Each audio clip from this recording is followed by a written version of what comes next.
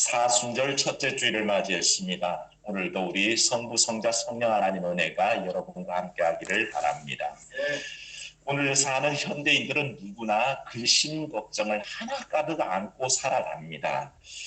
비록 성경에는 수도 없이 우리에게 염려하지 말라 했지만 그 염려에서 자유로운 사람이 거의 없다는 것을 알게 됩니다. 심지어 고사에는 보면요, 쓸데없는 걱정하는 사람을 기우라 그렇게 부르면서 고사성어가 만들어질 정도의 근심 걱정에 쌓여 있습니다. 기우라는 것을 여러분이 아시겠지만 옛날 중국의 기나라 사람 중에 한 사람이 있었습니다. 이 사람 얼마나 걱정이 많은지 매일 하늘을 보면서 저 하늘이 무너지지는 않을까 근심하는데 그냥 근심한 게 아니라 식음을 전폐하고 근심을 하는 겁니다. 그래서 그 사람을 일컬어서 기우다, 쓸데없는 걱정하는 사람을 걱정을 우리가 기우라고 얘기합니다. 그렇게 말을 만들고 살아가는 것은 우리가 그런 근심 속에 살아가기 때문이 아닌가라는 생각을 해봅니다. 오늘 우리가 읽은 말씀에는 예수님의 고별 인사와 마지막 당부회가 담겨 있는 말씀입니다. 요한복음 16장을 지나서 17장으로 딱 넘어가면 그때부터 순환사가 시작됩니다. 체포당하시고 재판받으시고 죽음당하시는 일이 이제 진행되기 때문에 그 마지막 설교 부분을 우리가 고별 설교다 혹은 마지막 인사말이다 라고 그렇게 정의를 합니다. 근데 요한복음 14장에 우리가 잘 아는 너희는 마음에 근심하지 말라 하나님을 믿으니 또 나를 믿으라 얘기할 때부터 시작해서 예수님의 마지막 당부는 거의 근심에 맞춰져 있다는 것을 보게 됩니다. 오늘 16장에 넘어와서도 계속해서 예수님은 사실은 근심에 관해서 얘기하는데 근심하지 말라라고 얘기하시죠. 근데 이 말씀을 듣고 있을 때 제자들은 사실 이 고별 설교 전체를 듣는 동안에 제자들의 마음은 사실 불안합니다. 우리는 보통 설교를 들을 때 힘이 넘치고 기쁨이 충만하고 능력받기를 위해서 그렇게 기대를 하는데 예수님의 설교가 사실은요 마지막 설교를 하실 때 굉장히 제자들을 불안하게 만들었습니다. 그래서 그 말씀은 오늘 읽지는 않았지만 16장 전체에 다 나타나는데 2절 말씀에 보면요. 너희를 죽이는 자가 생각하기를 해서 제자들의 죽음을 얘기하십니다. 그러니까 제자들이 근심스럽죠. 4절 말씀에도 보면요. 너희로 그 때를 당하면이라고 언급하셨습니다. 우리가 도대체 어떤 때를 당하게 되는 거지? 라는 두려움이 생깁니다. 6절 말씀에도 보면 내가 이 말을 함으로 너희 마음에 근심이 가득하다라고 지적하셔서 전반적으로 걱정 근심의 분위기요. 10절 말씀에 너희가 다시 나를 보지 못하며 하고 그렇게 말씀하시니 제자들이 불안합니다. 주님은 항상 나와 함께 계시는 줄 알았는데 이스라엘을 인도하사 저 로마를 물리치고 나라를 회복하실 줄 알았는데 너희가 나를 보지 못하리라 그러니 그것도 불안하고요.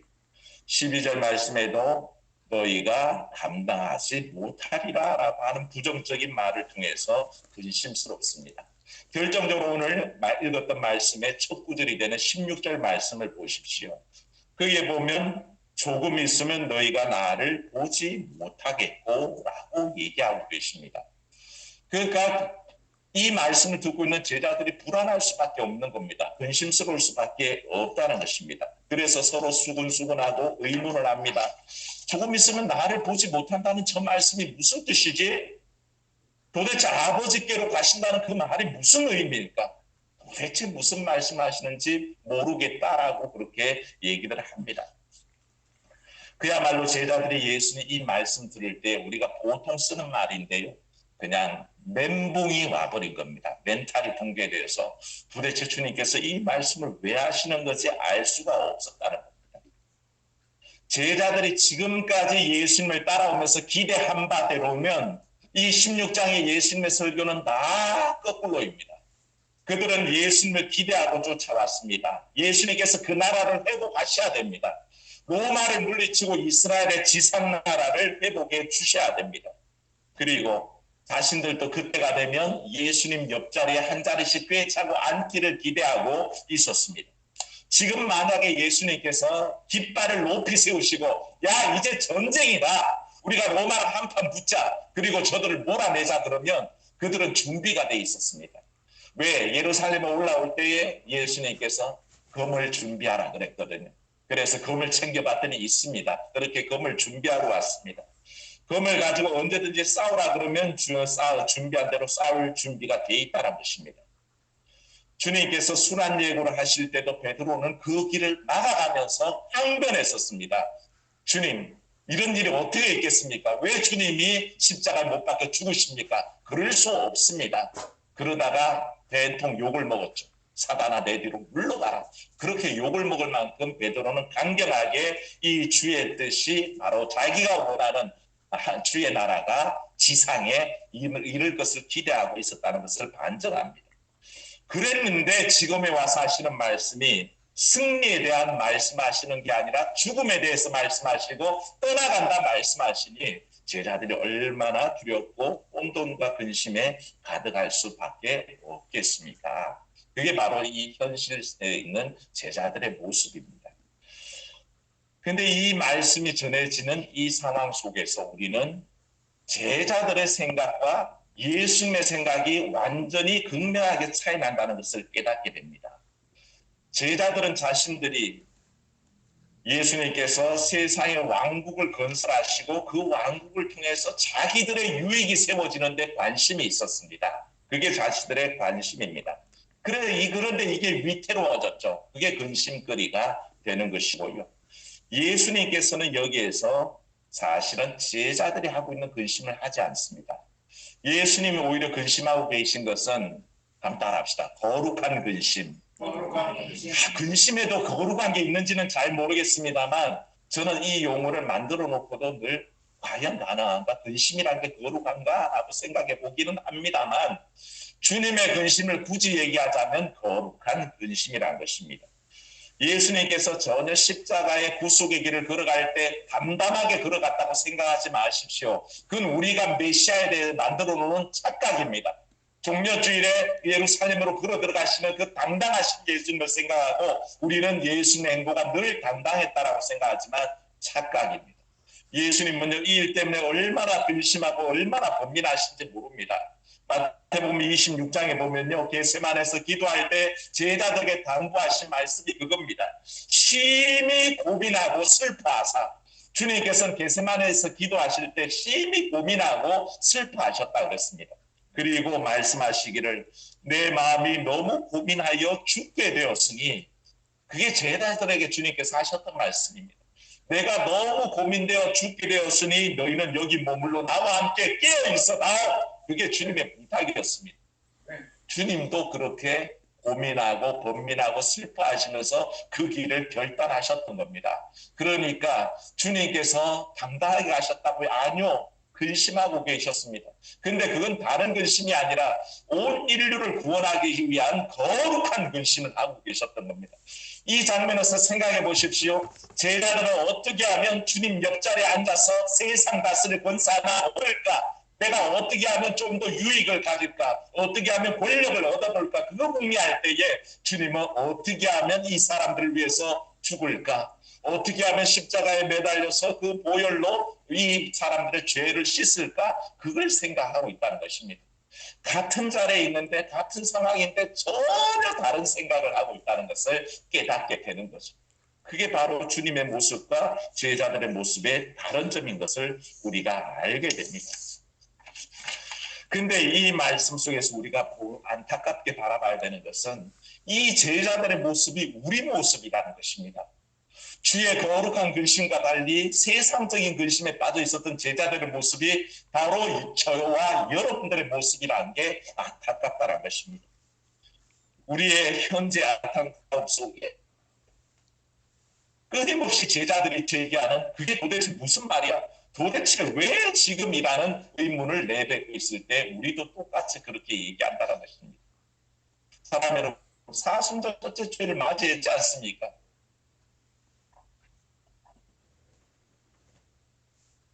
근데 이 사순절 첫째 주일을 맞이하고서도 우리의 안타까움은 왜 현실에만 머물러 있습니까? 코로나19 때문에 닥쳐있는 그 고통을 왜 당해야 되지? 왜 장사가 안 되고 사업이 왜 어렵지? 여기에만 우리는 지금 머물러 있습니다. 사순절이 무슨 의미가 있습니까? 도대체 목사님이 사순절 하니까 그저 사순절인가 보다 그렇게 지나고 계십니까? 아니면 주님께서 우리 앞에서 행하고 계시는 그 거룩한 근심을 바라보기 위해서 사순절을 보내고 있는 것입니까? 우리는 여기에 대해서 진지하게 바라보아야 됩니다. 수많은 현실적인 고민 속에서, 근심 속에서 왜 하나님은 우리에게 복과 은혜 주신다고 분명히 얘기하셨는데 이 코로나19와 같이 어려운 상황만 주셨을까? 왜 이 코로나19 때문에 건강이 위협받고 사업이 위협받고 가게의 살림살이가 위협을 받을까? 이 근심에 빠져서 결국에는 이 사순절조차도 내 인간적인 근심과 걱정에 빠져서 허비하고 있는 우리의 모습이 아닌가라는 생각을 할 수밖에 없습니다. 그렇게 우리는 성경이 말씀하시기를 무엇을 먹을까, 무엇을 마실까, 무엇을 입을까 염려하지 말라라고 얘기하셨는데 그 모든 말씀들 다 잊어버리고 그냥 세상적인 근심에만 빠져서 거기에 매몰되다 보니 주의 거룩한 근심이란 것은 관심도 없다는 것입니다. 그래서 주님과 다른 세계를 살고 있고 주님의 뜻과는 전혀 별개의 삶을 사는 게 우리의 모습이 아닌가라고 봅니다. 사랑 여러분, 사순절이 되었다고요? 주님의 고난 생각하면서 그저 침울하고 우울하고 슬픈 빛만 띠고 살라는 말은 아닙니다. 그리스도인들이 사순절만 되면 우거지 죽상으로 살아라는 말은 아닙니다. 하지만 최소한 이때만큼은 우리가 주님께서 하셨던 그 거룩한 근심을 생각하고 그게 한 걸음이라도 더 나가야 되는 때가 아니겠습니까? 우린 그걸 깨달아야 합니다. 왜 사순절 절기를 정해놓고 결국에는 주의 근심과는 아무런 상관도 없이 그렇게 살아갈 수 있을까를 우리는 진지하게 생각해 봐야 한다는 것이죠. 사랑하는 여러분, 주의 근심은 거룩한 근심이라고 그랬습니다. 구원하시기 위한 거고 죄의 사함을 위해 하신 것이고 자신의 보혈을 흘려서 인류를 구원하기 위한 근심에 맞춰져 있었습니다. 그 근심 속에서 주님은 얘기하시기를 20절 말씀 한번 보십시오.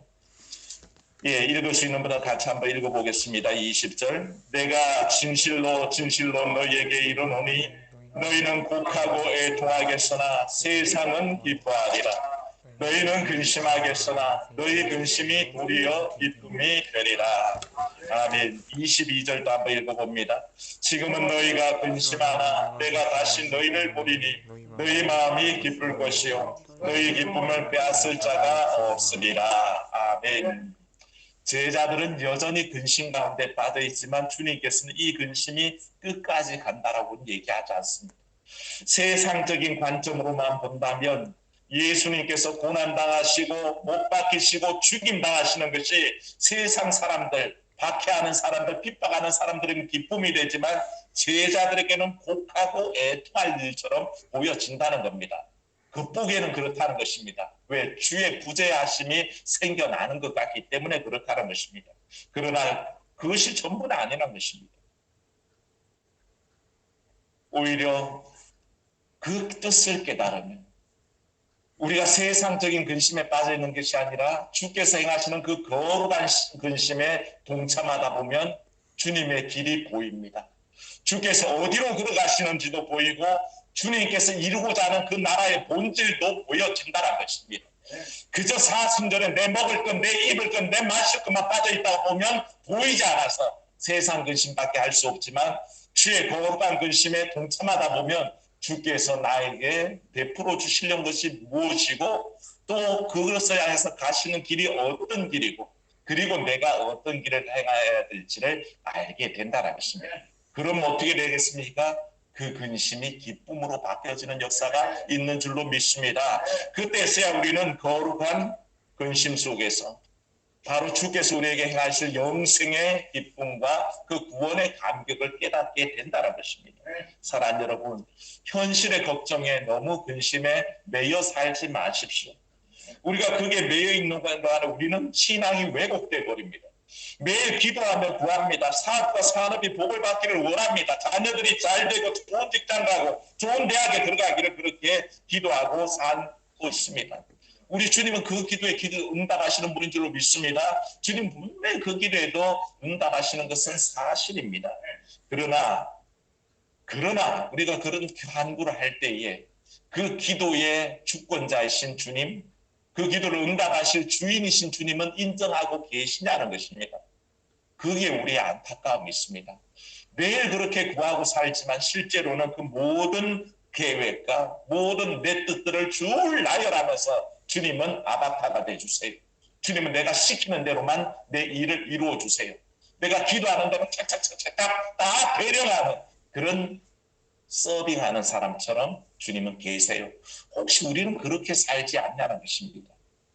만약 그렇게 살고 있다면 우리는 사순절을 잘못 맞이했고 잘못 보내고 있는 것입니다. 주님은 이 사순절만큼은 특히 우리 주님께서 내 기도의 주인이셔야 합니다. 내 기도를 들어 응답하시는 주권자이셔야 됩니다. 그래서 그분의 뜻을 생각하고 그분의 거룩한 근심에 동참해야 됩니다. 그게 바로 주께서 사순절을 우리에게 허락하신 뜻이요, 이 사순절에 우리가 어떻게 살아야 할지를 결단하는 모습이 된다는 것입니다. 사랑 여러분, 사순절 헛되이 보내지 마십시오. 사순절 헛되이 보내면 여전히 주의 근심, 거룩한 근심 앞에서 세상적인 근심, 걱정으로 채우는 때가 됩니다.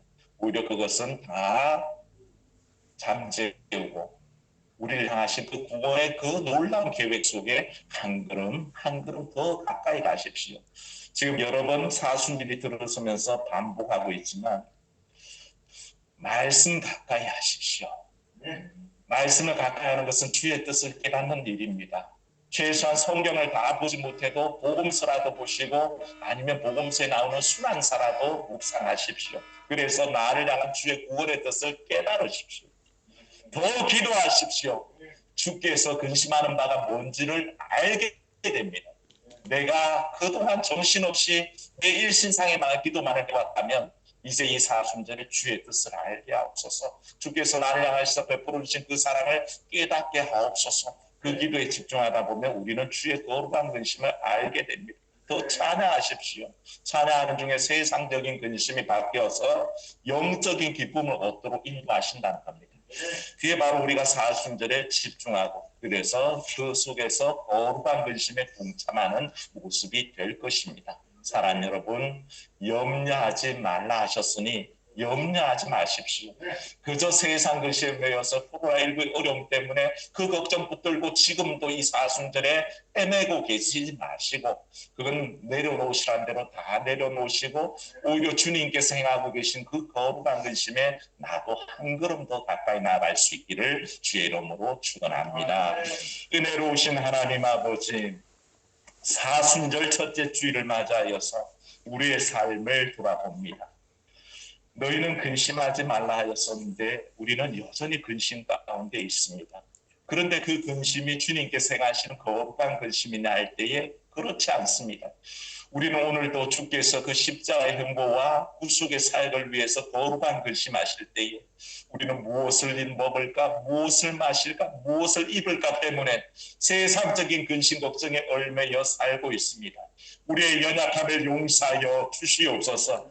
우리가 그런 모습을 가지고도 사순절 보낸다고 얘기하고 그런 모습을 가지고 그리스도인이라 그러고 그런 모습으로 주의 자녀라고 얘기할 때 부끄럽기 짝이 없습니다.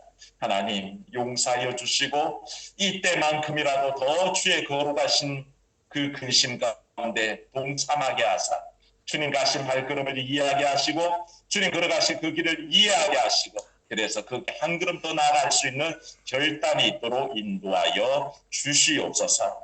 주 예수님 이름으로 기도하옵나이다. 아멘.